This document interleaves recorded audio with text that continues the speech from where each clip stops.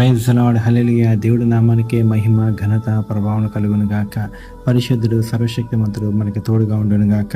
ఈ ఉదయకాల సమయంలో పునరుద్ధాన దినమున పరిశుద్ధుడు మనతో మాట్లాడుచున్న మాట మార్కు సువార్త 12వ అధ్యాయము 33వ వచనము. పూర్ణ హృదయంతోనూ, పూర్ణ వివేకంతోనూ, పూర్ణ బలముతోనూ ఆయనను ప్రేమించుటయు, ఒకడు తన వలె తన పొరుగు వానిని ప్రేమించుటయు సర్వాంగ హోమములన్నిటికంటేను బలుల కంటేను అధికమని ఆయనతో చెప్పాను.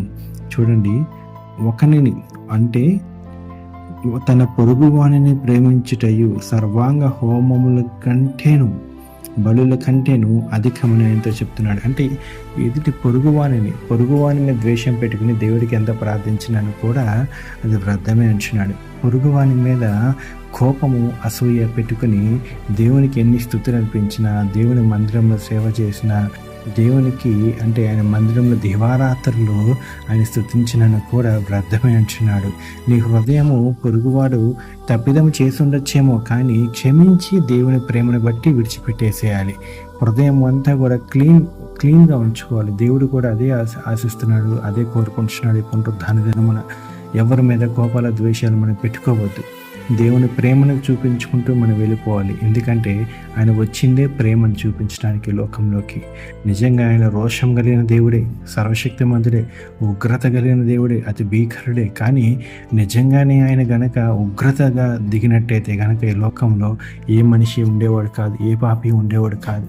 ఆయన ప్రేమను వచ్చాడు కాబట్టి అందరూ కూడా కృపలోకి వచ్చి ఉన్నారు. ఇక చూడండి, అందుకనే మనము దేవుడు అంటున్నాడు, ఎవరి మీద కోపం పెట్టుకోవద్దు, ప్రేమించి వదిలేయమంటున్నాడు. ప్రేమించి వదిలేసేయండి.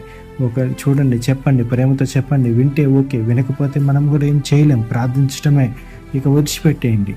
అంతేగాని పది మార్లు వెళ్ళి అతనితో తిట్లు తిండించుకుంటాం కరెక్ట్ కాదు. ఇంకో విషయం ఏంటంటే మనము 10 మార్లు కూడా చెప్పాలి.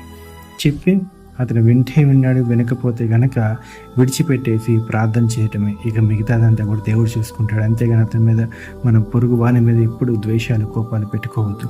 అందుకే పునరుద్ధాన దినమున దేవుడు మాట్లాడుచున్నాడు, ప్రేమ కలిగి ఉండమంటున్నాడు. నిజంగానే ఈ గొప్ప దేవుడు, గొప్ప వాక్యము దేవుడు దీవించి ఆశీర్వదించును గాక. ప్రార్థన చేసుకుందాం. పరిశుద్ధుడు, సర్వశక్తిమంతుడు, సర్వాధికారి, రాజామందరము దేవా, నీకే స్తోత్రాలు చెల్లిస్తున్నామయ్యా. నిన్న నేడు ఏకరీతిగా తండ్రి, నీకే వందనాలు, మీకే కృతజ్ఞతాస్తులు చెల్లిస్తున్నాను నా పరమ తండ్రి.